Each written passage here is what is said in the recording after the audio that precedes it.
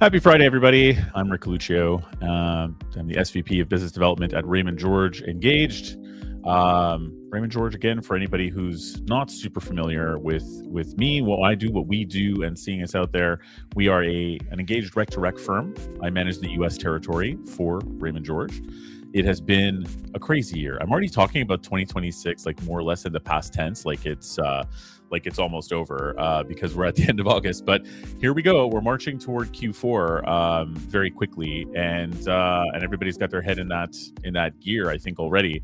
But yeah, a very up and down market, and we'll get into that in a second. But following our top 3 list of things to cover here for the week, number 1, the role of the week. So this is a Raymond George Engaged role of the week that I myself am working on, that we are really excited about, that could hire maybe more than one person. This is an executive search firm that is global, but that is not a major Shrek firm, right? So this is a growing firm. It's a boutique, but not a tiny boutique.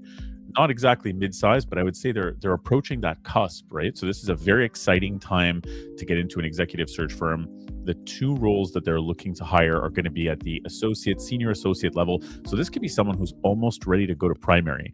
The path to primary is very direct, and you'd be working on some very exciting, A-list accounts here with the associate partner who has this account base and absolutely has too much work to know what to do with right now, right? So we need at least 1, if not 2 people to report to that team in Midtown Manhattan. Really exciting stuff. I mean, it's going to touch on medical, it's going to touch on manufacturing. This is all technical, but again, these are executive searches, so VP and C-level searches for the most part. I think this is a super exciting job, and it's a super exciting time to get into a firm like this, which is just in growth mode, that's expanding, that has a lot of exciting projects. So let's say, for example, you're in a Shrek firm or a firm where they're good, but they're crawling along very slowly, and career-wise, you're ready for a change and ready for a next challenge. I think this is a must-have conversation. So that is our role of the week. Number 2. Tool of the week. So we talk about tech tools a lot on my podcast, or our podcast rather, the Recruiting EQ podcast, and just in general in life. As Rec2Recs, we're speaking to recruiting agency and consulting firm owners and managers and VPs all the time, and it's a hot topic of conversation. What are the tools we should use? Where do we use AI? What things do human beings still need to do? And this will segue into the 3rd point for the day quite nicely. But all this to say, a lot of people ask me about podcasting because I do it. I've been doing it for a while. We're episode 107 coming up of the Recruiting EQ podcast. A lot of people ask, why do you do it? Does it help? How do you monetize it? Listen, I am very happy to talk about those things. I am very opinionated on the subject and of what the value is and how to position it differently. So if you want to get into a nuanced conversation about podcasting from a business perspective and how that can be used as a tool for business development and so on, then let me know. Let's have that chat offline.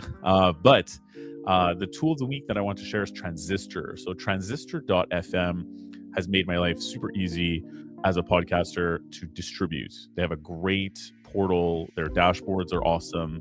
And it's instant distribution across all platforms. Like once you get everything set up, you can actually do multiple podcasts with your Transistor account.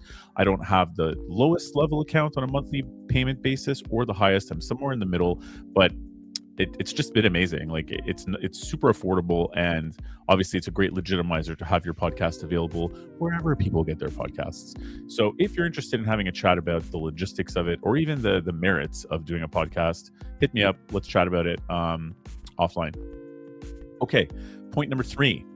I shared around a video with my team this morning on Facebook. I've included it here as well in the comments, or in the body of the post here.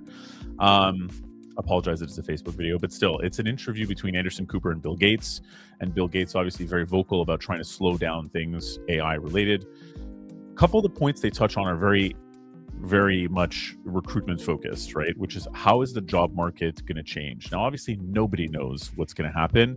And I don't mean to be alarmist at all, but obviously we at Raymond George have been ringing the bell for a long time about how you have to sort of get more focused on your soft skills, on your human skills, creativity, empathy, things that you can do that are human to human that have a value, because in the very near future, a lot of jobs where you're not really using those human qualities that something like AI can't do will go away. Right now, we were thinking the 2030s, et cetera. This conversation was a lot more scary, so to speak, than that, talking about, some reports are saying that up to like 30 to 50% of white collar jobs in the US might disappear altogether. That seems a little harsh and a little extreme. I doubt that governments even would not put guardrails in place to make sure that half the white collar working population suddenly isn't unemployed. But the point is just that the change that we are about to undergo is going to be quicker than we've ever seen before as the human race, period, globally. Now, since we've had the Industrial Revolution, people work jobs in a lot of countries, and that runs the economy. The job market has never had as big a change as we're about to see. It's already starting to happen. And we're not going back, right? So this isn't just like COVID where it's like, oh, can't wait to go back to normal. This is going to become the new normal. They've used the example of lamplighters obviously lost all their jobs when the electric light bulb got phased in. As Bill Gates points out in this video, that happened slowly. A lot of technological advancements are integrated slowly over a period of years, decades, etc. This is going to happen quick. In his estimation, it's going to happen quick. It's going to happen fast. So we need to get our heads in gear and remember that we are the job market to a large extent, right? Where we spend our money, the things that we are and not willing and able to do dictates a lot of the job economy. So I think we all need to sort of actively participate in this change in order to come out of it okay. I do think that putting your head in the sand and being like it'll blow over is not a thing anymore. So I'm happy to have those conversations with anybody. By all means, that's one of the things we look at every single week on the Recruiting EQ podcast. Check that out everywhere you get your podcasts.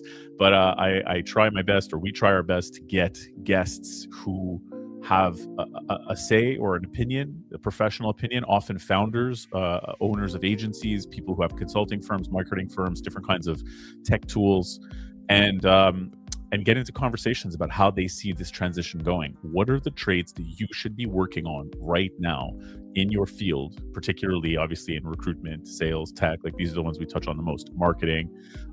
What are the things you should be working on right now to make sure that you are among the first to be employable in this new kind of job market that we see emerging?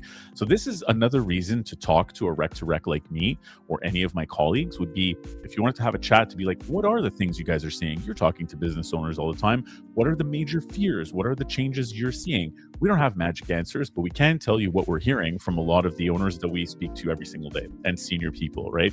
In the UK, in Canada, and the US. So it's a pretty large sampling geographically, and a snapshot of the market that supports the market, right? So it's a very zoomed out snapshot we get. We support agencies and consulting firms, recruiting agencies and consulting firms, and they support their respective markets. So we're way back here having chats about like, what are the things that you guys are seeing as well. I think it's super valuable, and I would urge you to get into conversations with myself, with my colleagues, or people like us well before you're looking to make a change, because the whole idea of what career progression is going to be derailed a fair bit in a lot of the work that we deal with. So looking forward to having more conversations as we get into September and everybody gets out of summer mode and back into, okay, what the heck are we going to do about work and making money mode? And yeah, hope to, talk to you guys and see you listening to the Recruiting EQ podcast as well. Have a great weekend.